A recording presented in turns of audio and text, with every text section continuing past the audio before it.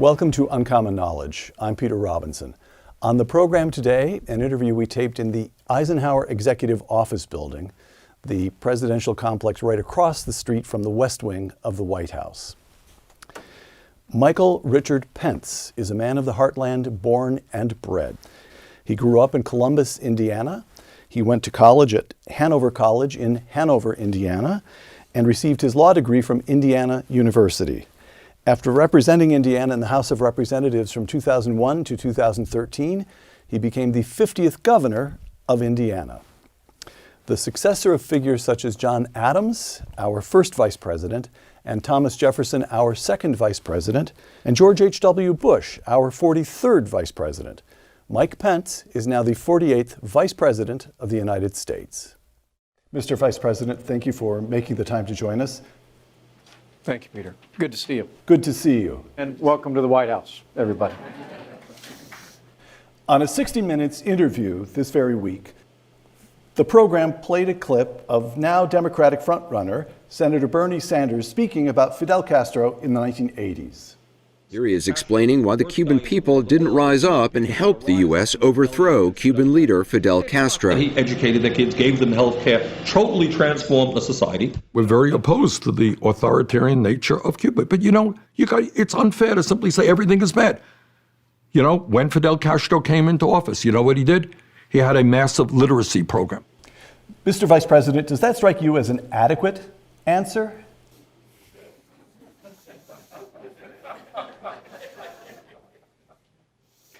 Bernie Sanders is wrong about so many things. He's also wrong about Cuba.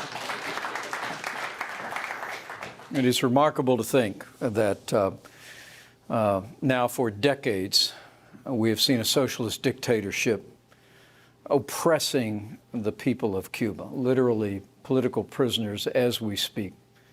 They're chained to walls in Cuba. Hundreds of thousands have fled the tyranny in Cuba. And for Bernie Sanders to tout a literacy program in the midst of the tyranny of Cuba is just truly remarkable. But I think it belies the fact that this coming election is going to be a choice between two worldviews. I mean, the Democratic frontrunner today believes in socialism, in a command and control economy. But I couldn't be more proud to be Vice President of the United States to a president who believes in freedom and free markets. And we're going to make this election a choice between freedom and socialism. And I have every confidence the American people will choose freedom once again.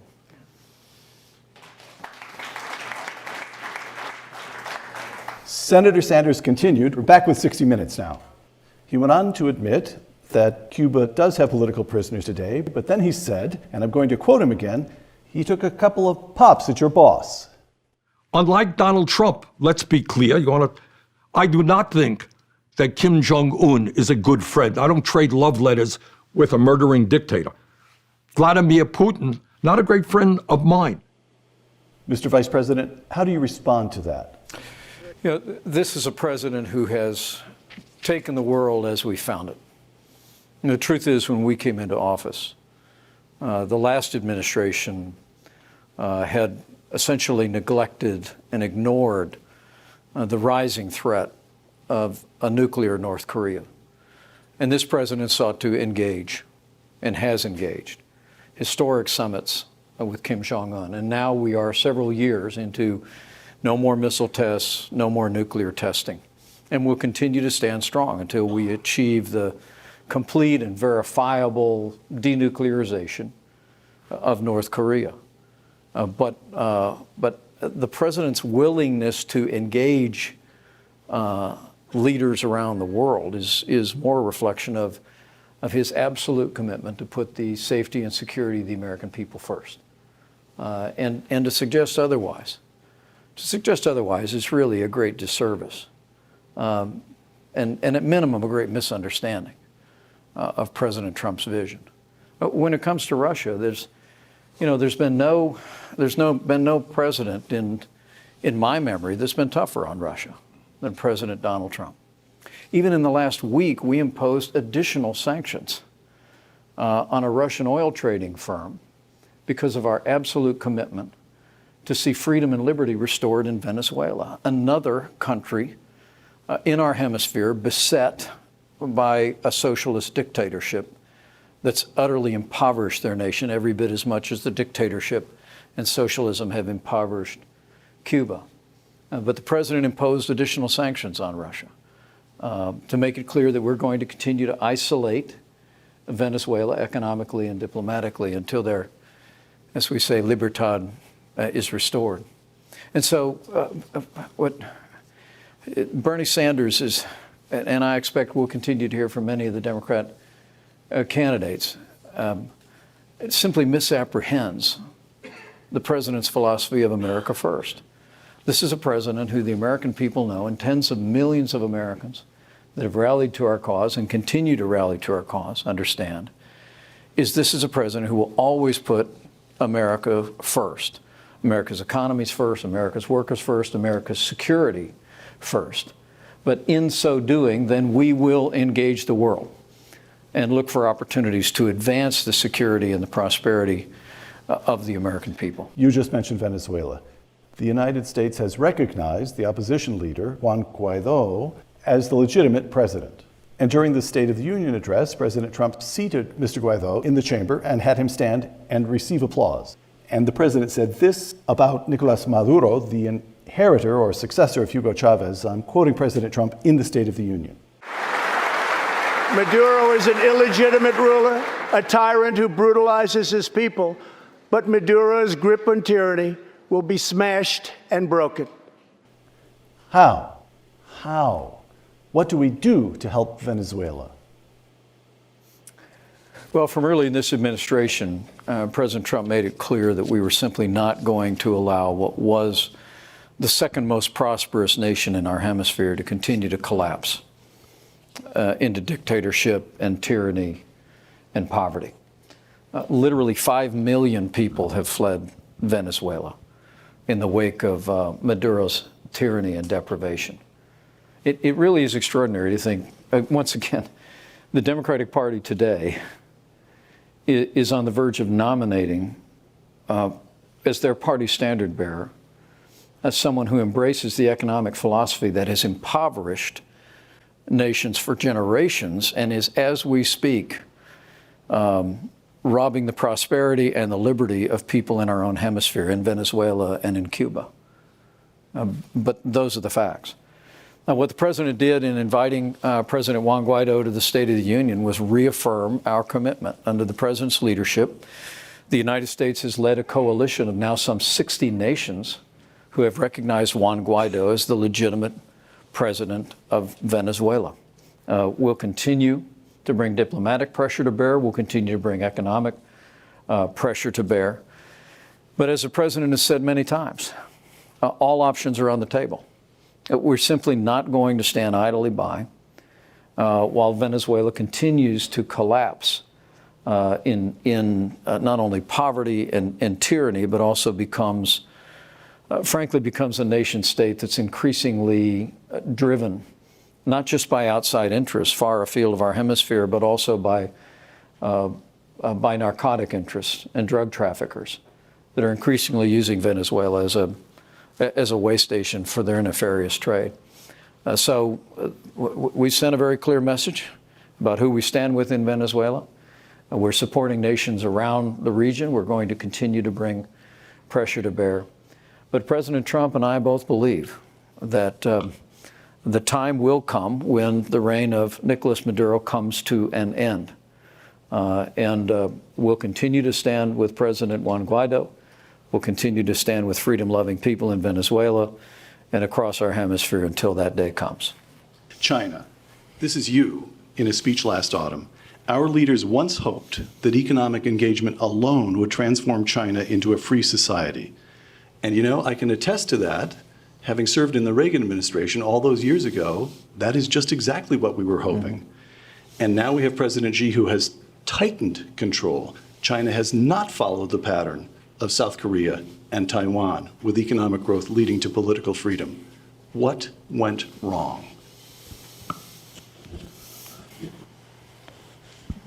Well, when the United States accepted China's entrance into the World Trade Organization, that was the hope. History records that we believe that if we invited China to be part of the world economic and trading system, that as economic liberty would expand in their nation, so would political liberty and all the ideals that we cherish. The reality is, though, as we've spoken very plainly in this administration, the opposite has been largely true. That as the president has said many times, we've essentially rebuilt China into the modern economic nation that it is. And yet, in the midst of all of that, we've actually seen an increase in repression in China, whether it be repression of religious liberty, political liberty, the presence of detention camps in the Xinjiang province, the jailing of Christian pastors around the country. At the president's leadership, we've called China out on that. We've spoken very plainly on those issues. The president made it very, very clear that it would be difficult for us to make any progress in our trading relationship if there was violence in Hong Kong in the wake of millions of people taking to the streets in Hong Kong. And the president's taken a strong stand on that. And we are pleased that Hong Kong continues to be able to work through its issues, and China with Hong Kong in a peaceable manner that respects human rights of all of those people that are rising up. But what went wrong is that the West hoped for better, and it didn't come about. And so what President Trump has done is say, well, first and foremost, we're going to set this economic relationship on a footing that's based on the principles of fairness and reciprocity. Now, we're encouraged by the Phase 1 deal with China. That is the beginning of setting right a trading relationship that when we came into office, fully half of our international trade deficit was with China. The president was determined to change that.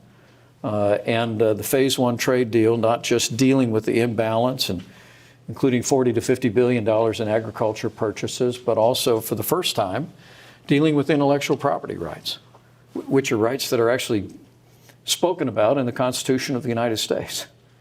That we're finally beginning to deal with issues of forced technology transfer, intellectual property theft, but it's just a beginning. And the president's made it very clear that we're going to continue to stand firm until we set this economic relationship on a balanced footing. But at the same time, we're going to continue to stand firm on behalf of American ideals. We're going to continue to speak out on behalf of religious liberty. We're going to continue to speak out on behalf of political liberty. And our hope is that by setting part of our relationship with China right, that will also create a better relationship overall to encourage China to continue to move toward recognizing all of those principles that we cherish among the families of the nation across the West. The coronavirus, have we achieved cooperation with the Chinese at all? Have we got CDC teams moving into China? What's the state of play between us and the Chinese on the coronavirus? Well, I know from very early in this process,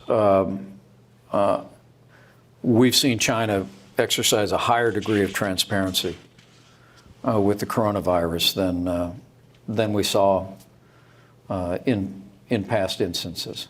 And we're cooperating with them fully. We've offered a broad range of assistance, and we'll continue to do so. The president spoke to President Xi not long ago, reiterating our availability to provide resources, support, CDC personnel, and China knows that we stand ready to flow those resources at a moment's notice. But that being said, we first and foremost have taken unprecedented action to protect the health and well-being of the American people. The president took action to suspend air travel, to suspend access to the United States from people in the region or non-citizens of the United States back into our country. We immediately instigated screening at 5 major airports across the country, and you all have seen the stories about quarantines. So we've required people to participate in quarantines to ensure that the coronavirus doesn't make its way into the United States. We've had some manifestations there. The likelihood there will be more. But what you're going to see, Peter, is our administration is going to continue to take very strong action to protect the well-being and health of the American people. And we're going to continue to be there, not just for China, but South Korea and Italy. And any request for assistance from the United States of America will be met with the generosity of the American people. Mr. Vice President, this administration cuts taxes. You lower the corporate tax rate from 35 to 21%. That goes into effect on January 1st, 2018. A couple of quarters later, we're up at 3.5% growth. Into the first quarter of this year, we're still at 3%. And now it's dropped back to 2%. How disappointed, how worried, how concerned should we be? Well, Peter, I think one thing that's obvious anytime you travel around this country is the American economy is booming. And it's booming because we have a president and we had partners in the Congress that believe that less taxes, less regulation, unleashing American energy, and free and fair trade would turn loose the incredible potential of the American economy, and it's worked. I mean, more than 7 million jobs created. Wages are rising at their fastest pace in more than 10 years. Unemployment's at a 50-year low. And we just have every confidence that the economy is going to continue to grow on the basis of those fundamental principles of free market economics being put into practice. And I do think, you listen to some of the commentary on the other side, Democrats running for president, talking about how the economy is not working. I got to tell you, I mean, it kind of reminds me of what Groucho Marx said one time, which was, who are you going to believe, me or your own eyes?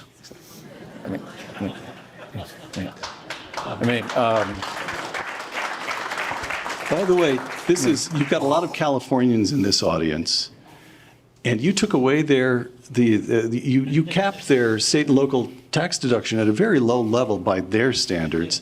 And I can tell from their faces they're enjoying listening to you, but they're all a little poorer because of you. Is there anything you'd like to say, any apology you'd like to offer? It's the tax reform package that we did was really designed to, in so many ways, not only unleash the full potential of the American economy, but really level the playing field around the country. And we think it has. We really think it has. And I've got to say, the American people know it too, Peter. My wife and I stole away for a spring break last year. We had a day and a half on the beach at Sanibel Island in Florida, which it's on the West Coast. We've heard of it. Yeah. Zero income tax state. That's the sort of thing our people know. It is a zero income tax state.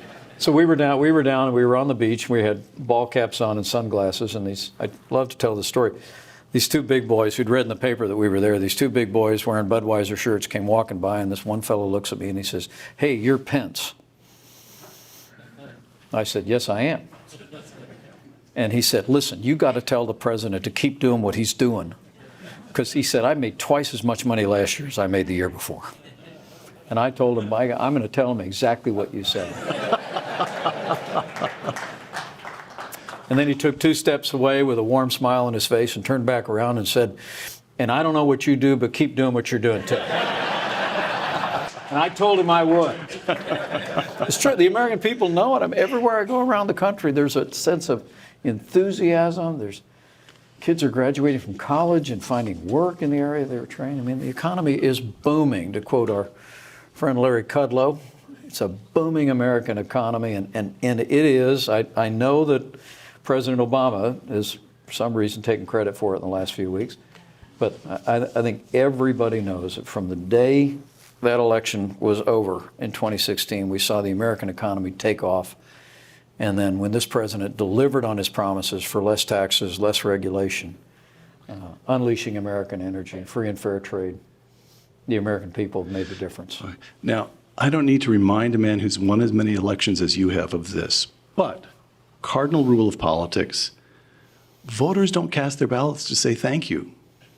They vote for candidates based on what they think the candidates are going to do for them next. So the economy is booming, but you've cut taxes already. What's the pitch? Why should the American people vote to give Donald Trump and Mike Pence 4 more years?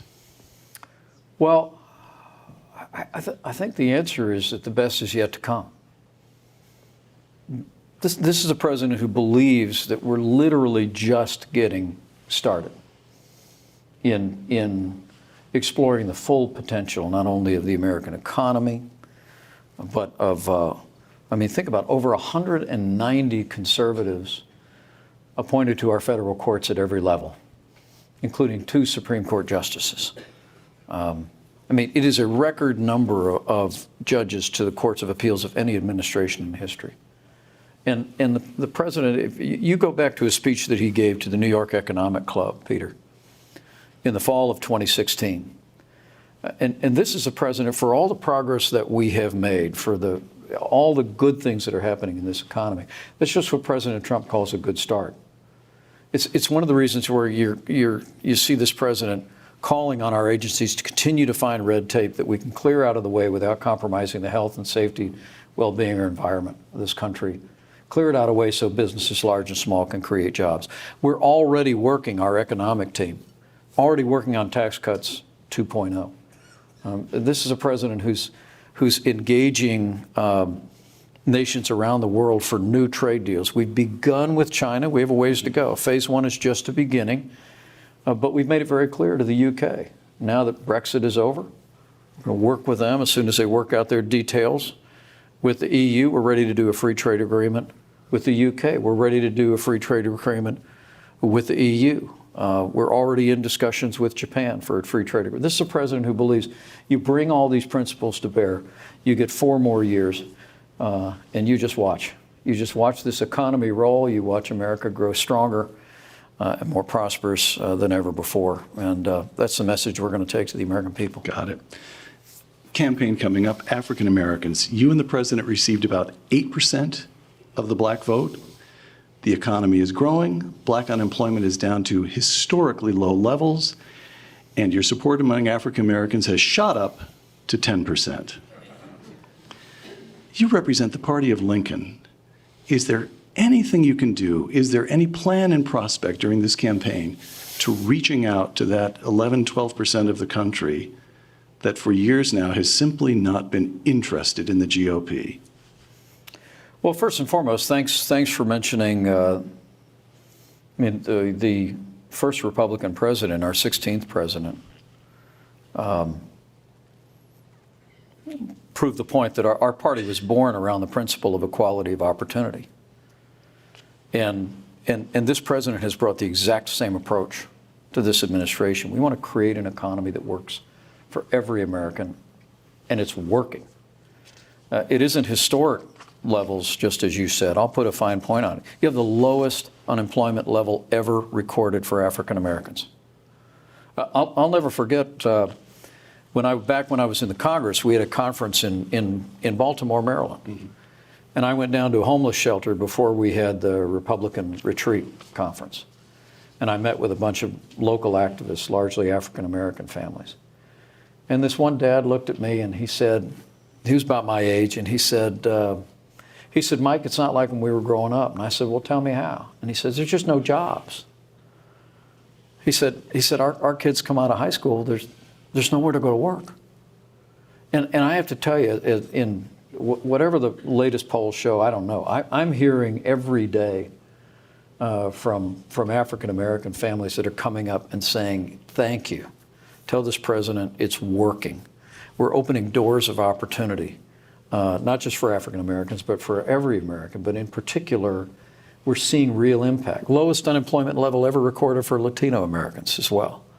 I mean, the economy is working. We've got a program for opening doors now, 15 million apprentice and internship positions. Maybe some of the companies that are represented here by these prominent Americans are part of this, part of the president's initiative to make sure that we've got people coming into the economy and have an opportunity to get the background and training and skills they need to fill the jobs that are opening up in this economy. But there's two other areas that I think are particularly meaningful that the president's made progress on and is committed to. First was, in the progress category, was criminal justice reform. We had done criminal justice reform when I was governor of Indiana. Texas had done it before us. But Congress was never able to reform the federal system with the principles of a second chance that had been spoken about on Capitol Hill, advocated by people left, right, and center, to allow people to earn the right, to have an education, to earn the right to a more just system. And President Trump got it done. Literally, in my time in the Senate, I was there. I was able to speak to them on the president's behalf about what his vision was for criminal justice reform. And the First Step Act was signed into law. And it in so many ways, corrected some inequities that had been set into the law back during the Clinton administration. But one administration after another had never been able to move the Congress to change them. And it's really resonated in the African American community. The president did an event in Las Vegas just the other day. I think it was entitled Prisoners of Hope. But it was people who were graduating from vocational programs that were getting a second chance and a fresh start in life. I met with a group of pastors in the community that's working with local law enforcement and people in the prison system. And you're seeing real results. You're seeing recidivism rates drop. You're seeing lives changed. So that's made a connection. And the last thing I will tell you is, and people in the African American community know this, we have a president who believes that parents ought to be able to choose where their children go to school, whether it's public, private, parochial, or homeschool. And we're going to be champions for school choice. We are. I was in Milwaukee during School Choice Week with our amazing Secretary of Education, Betsy DeVos. We were in Philadelphia, Pennsylvania, where literally the governor in Pennsylvania just vetoed a bill that would have opened educational choice scholarships to 50,000 students, and there's an immense waiting list in Pennsylvania today. And I spoke at a wonderful Catholic school. It was 90% minority kids. They spoke 40 languages at this school, and yet the educational attainment and outcomes at the school are remarkable. But the African American community has in my own experience back in Indiana, where we doubled the size of our school choice program when I was governor. The African American community has been ahead of the curve in support of school choice now for decades. And frankly, it's because so many African American families face educational outcomes in some of our most failing and dangerous schools. And it's those families that have been clamoring for the opportunity, like here in the District of Columbia, to choose where their children go to school. And so that's another area that I know, Peter, that we're building support every day, because this is a president who says what he means and means what he says. He wants equality of opportunity, he wants to open doors of opportunity for every American, and African Americans are seeing real results in jobs and opportunity and reforms and educational opportunities. The kids. Among Americans 35 and under, only 38% give this administration a positive approval rating. Why do the kids belong to Bernie? Well, I don't think they do. I meet a lot of young people around this country who believe in freedom and are grateful for the progress that we've made under this president's leadership. I really do. But I will tell all of you here in the Hoover Institution, such a legendary place, and you've been such a vanguard of liberty for so long. I'll challenge all of you. I think it's not going to be enough for us just to win the next election. We've got to win the next generation. We've got to go out and tell the story. I mean, to think that as many young people as there are being taken in by socialism, by the empty and hollow promises of socialist philosophy is really remarkable to me. But I think it's incumbent on us to tell freedom's story and also to tell socialism's story.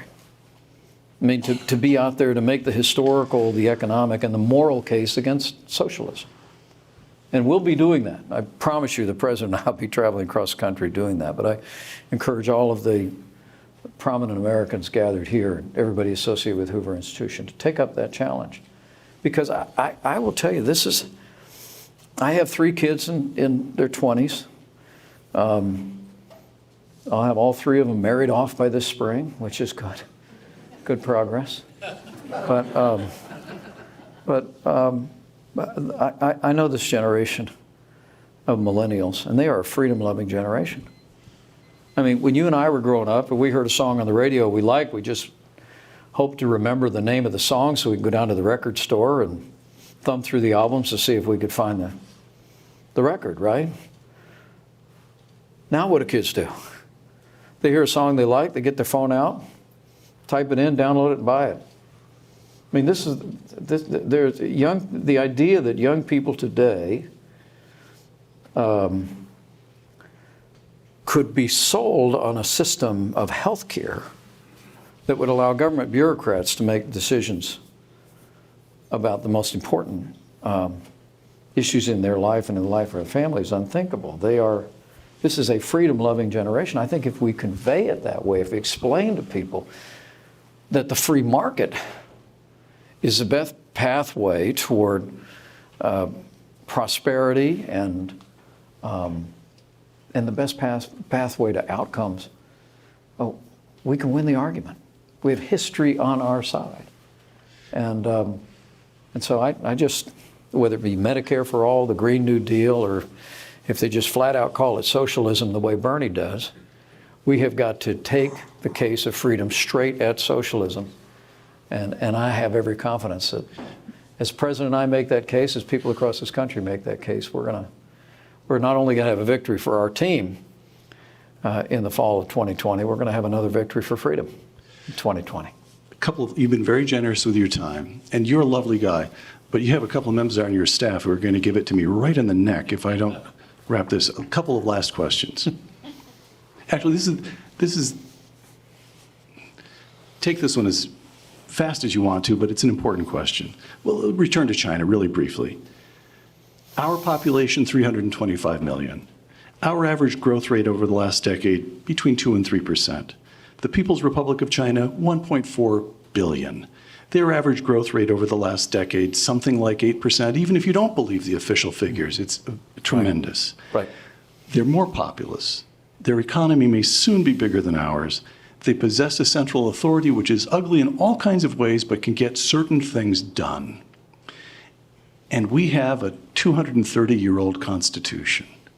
Honestly, when you think of the long-term struggle, and this administration's national security document calls China an adversary, this is the first time this has happened, honestly, are you optimistic? I'm absolutely optimistic, because I think that we have a president who understands the boundless capacity of the American people and sees a boundless future for our country if we will just continue to hew to the principles and the ideals that frankly are enshrined in that Constitution. And we'll continue to inspire the world. Look, we are at minimum, we're in a great power competition with China. And in my judgment, in the last 25 years, it hasn't been going in a direction favorable to our long-term interests. I mean, increasingly, we've given them access to our economy with limited access to their economy. We've seen them take the trade surpluses and invest them in a military buildup. The Space Force that we just created, which is the first new branch of our armed forces in 75 years. And we continue, we're dominant in space today as much as we are on land and sea and air. But the truth is that China actually established a similar agency a few short years ago. And so, in my judgment, things were not going in the right direction before for the long-term interests of the United States. But with the president putting America first, rebuilding our military, reviving the American economy, and embracing his role as leader of the free world, engaging leaders around the world, including President Xi, in ways that are candid, but demand the kind of change that the American people expect. I have every confidence that we're going to have a future brighter than any of us could possibly imagine. That's the story. That's the choice we got to take to the American people in this election. Last question. It really is. Last question. It's very easy to imagine an alternative life for Mike Pence. Think of Paul Ryan. He's out of Washington. He's teaching at Notre Dame. He sits on a board. Your friend Mitch Daniels is running Purdue. He sits on corporate boards. Doing a great job. Notre Dame, Purdue, these are great institutions. They're both back home in Indiana. They are. Instead, you're committed to a campaign in which you're about to embark on months of 18 and 20-hour days, during which you will be insulted, called names, and accused of undermining everything from the Constitution of the United States to the Christian faith. What are you doing? What keeps you in this game? Well, my first reaction is, so what else is new? Right? I think, number one, it really has been an extraordinary privilege for me to be part of an administration, to serve alongside a president that's accomplished so much in such a short period of time for the American people. I mean, I have to tell you, I served for 12 years in the Congress. I served 4 years as governor of the state of Indiana. But when the call came, I joined this ticket in a heartbeat because I sensed that we were at an important moment in the life of the nation. That another 8 years of welfare state, big government policies, high taxes, more regulation, an internationalist view that saw America as just another country in the world, I thought would set our nation on a path that we might not be able to come back from. And what I heard in our candidate in 2016, and I've seen every day as his vice president, is someone who believes in the American people and believes in this country and believes in the principles of freedom and free markets and the liberties enshrined in our Constitution and limited government and whether it be court appointments, whether it be economic reforms, whether it be rebuilding our military, has just hewn America back. I mean, when he used that phrase, "make America great again," it was clear to me from early on that he had a clear vision in his mind of what that was. And that was an America strong and prosperous and free and leading the free world. And for me to have been able to be a part of that, I can tell you, the criticism comes with the territory when you're in public life. My wife and I have been involved for a while. But to have been a part of an administration that's delivered so much for the American people and can still deliver so much more if we keep our nation on the path of freedom and free markets and the principles enshrined in our Constitution. Is any criticism that comes with it, as the old book says, I count it all joy. Ladies and gentlemen, the Vice President of the United States. Thank you.